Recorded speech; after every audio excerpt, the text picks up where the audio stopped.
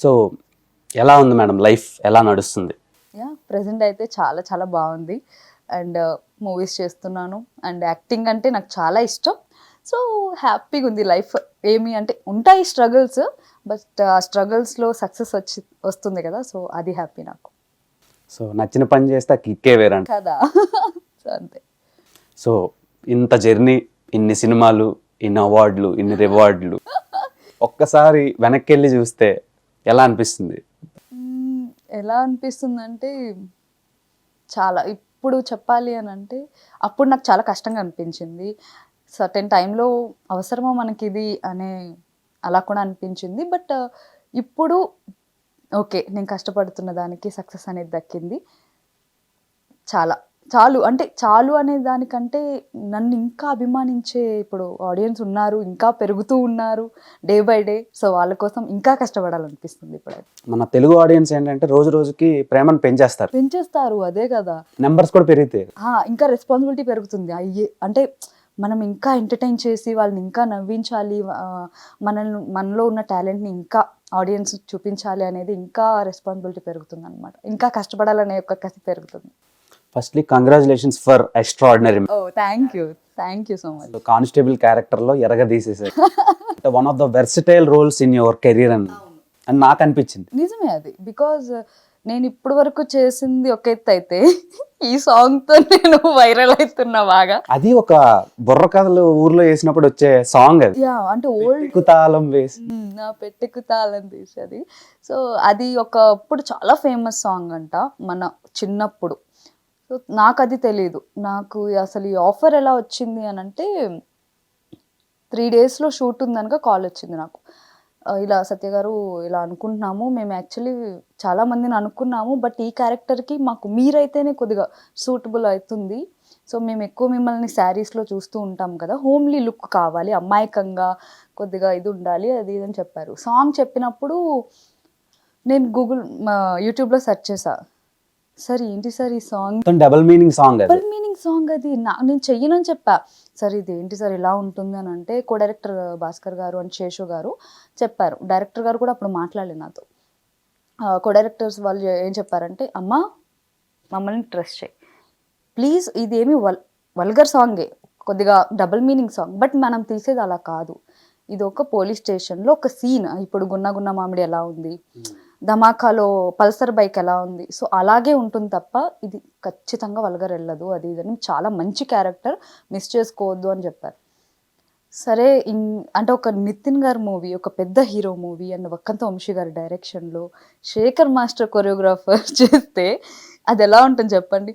So okay, ఇప్పటి వరకు మనం చేసింది అంతా సాఫ్ట్ చేస్తూనే ఉన్నాం, చూద్దాం ఇది ఎలా ఉంటుందో అని చెప్పి వెళ్ళినప్పుడు కూడా ఫస్ట్ డేనే ఈ సాంగ్ నాకు మీ యూనిక్నెస్ అంతా చూపించారు.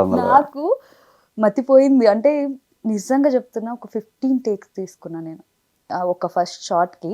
అది ఏదైతే మీరు ప్రోమోలో చూసారో ఆ మ్యూజిక్ ఇలా చీరలా లేపి, అసలు ఇలా చీర లేపడం ఎక్స్పెక్ట్ చేయం మేము.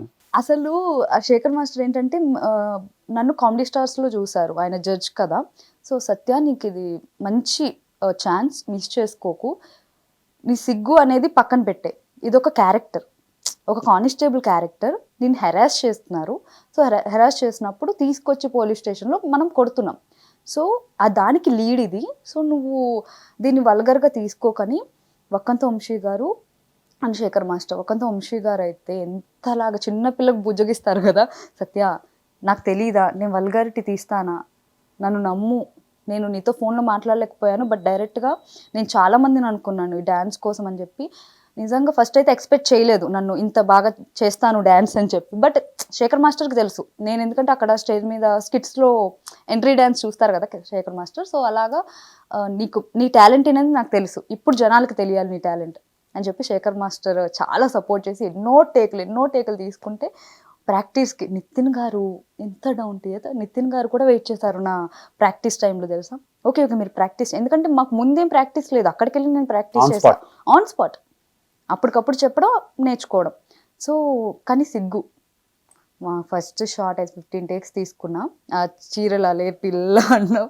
సో తర్వాత నుంచి సరే ఏదైతే అది అవుతుంది, నా క్యారెక్టర్కి నేను న్యాయం చేయాలి. వచ్చి ఇప్పుడు ఈ మంచి ఛాన్స్ని నేను సిగ్గుపడుతూ నేను వచ్చిన దాన్ని ఎందుకు స్పాయిల్ చేసుకోవడం? వీళ్ళందరూ చెప్తున్నారు, ఊరికే చెప్పరు కదా. నితిన్ గారు కూడా సపోర్ట్ చేశారు. మీరు అనుకుంటున్నట్టు కాదండి, ఇది వల్గారిటీ కాదు అసలు, మీరు చెయ్యండి అని సపోర్ట్ చేస్తే అప్పుడు ఇంకా ధైర్యంతో నేను చేశాను. ఇప్పుడు ఇంత అవుట్పుట్ ఇంత మంచిగా రావడం అండ్ ఆడియన్స్ ఇంత సపోర్ట్ చేయడం, ఇంత బ్లెస్సింగ్స్ రావడం నాకు చాలా హ్యాపీగా ఉంది. సో అది. సో ఇలాంటి రోల్స్తో ఇంకా మమ్మల్ని ఎంటర్టైన్ చేయాలి. డిఫరెంట్ ఎస్, నేను చాలా చూజీ పర్సన్ క్యారెక్టర్స్లో. అందుకే నేను ఎక్కువ మూవీస్ అంటే చూస్ చేసుకుంటా. ఏది పడితే అది చెయ్యను నేను. క్యారెక్టర్కి డెప్త్ ఉందా, మనకి వాల్యూ ఉందా, వెయిట్ ఉండాలి. సో అలాగా చూస్ చేసుకుంటా క్యారెక్టర్స్ అంతే. అండ్ వన్ మోర్ థింగ్ ఏంటంటే పాస్ట్ లో మీకు పవన్ కళ్యాణ్ గారి సినిమాలో ఎలాంటి సిచ్యువేషన్ ఒకటి వస్తే మీరు అది రిజెక్ట్ చేశారు. ఈవెన్ పవన్ కళ్యాణ్ తో కూడా చెప్పేశారు మీరు, అవునవును. నేను I can do this character అని చెప్పి. ఎందుకు అంటే అప్పుడు నా స్టార్టింగ్ కెరియర్ అది చేసినప్పుడు ఇది వేరు, అది వేరు. అది క్యాబరీ, సర్దార్ గబ్బర్ సింగ్. సో అది క్యాబరీ డాన్స్. అది అంటే లైక్ వీళ్ళందరూ డబ్బులు అలా విసురుతూ ఉంటే ఇది చేస్తూ ఉంటారు, రికార్డింగ్ డాన్స్ టైప్. ఇది అలా కాదు. నాకంటూ క్యారెక్టర్కి వెయిట్ ఉంది, నాకంటూ ఒక ఇండివిజువాలిటీ ఉంది, ఒక కానిస్టేబుల్ ఉంది. మేము చేస్తుంది ఏంటి, వాడిని తీసుకుని వచ్చి కొడుతున్నందుకు ఒక ఏమంటారు, జనాల్ని ఎంటర్టైన్ చేయడానికి ఇస్తున్న సాంగ్ అనమాట. అంతే తప్ప దీంట్లో ఏ వల్గారిటీ లేదు. నాకు అప్పుడు సీన్ చేసినప్పుడు ఖచ్చితంగా అది వల్గారిటీయే. సో అందుకు నేను నో చెప్పా. సో దానికి సంబంధమే లేదు. So different. 60-70 సినిమాలు అయిపోయి ఉంటాయి కదండి. 30+ అంతే. వెబ్ సిరీస్ చేశాను అంటే లైక్ ఒక 6 చేసుంటా అంతే. ఇప్పుడు యక్షిని అని చెప్పి హాట్స్టార్లో రిలీజ్ అవుతుంది జాన్లో. మన కోటబొమ్మాలి హీరో రాహుల్ విజయ్. ఎస్, దానికి ఫ్రెండ్ క్యారెక్టర్ చేశాను. బట్ చాలా మంచి క్యారెక్టర్ దాంట్లో కూడా. ఐ హోప్ వెబ్ సిరీస్ ఇండస్ట్రీలో కూడా బ్యాంక్ చేయాలని కోరుకుంటున్నాను. అంటే ఇప్పుడు మీకు స్కిట్లో తర్వాత టీవీ రియాలిటీ షోల్లో సపరేట్ బేస్ ఉంది. అంటే మీ స్కిట్ వచ్చిందంటే ఒకప్పుడు ఎవర్రా ఈ అమ్మాయి నుంచి ఇప్పుడు అర్రే మన సత్యశ్రీరా అనే రేంజ్కి వచ్చారు. అంటే కూర్చొని చూస్తున్నారు, మీకంటూ ఒక సెట్ ఆఫ్ ఆడియన్స్ని క్రియేట్ చేసుకుని. ఓటీటీకి వచ్చినప్పటికీ మారిపోద్ది స్ట్రాటజీ మొత్తం.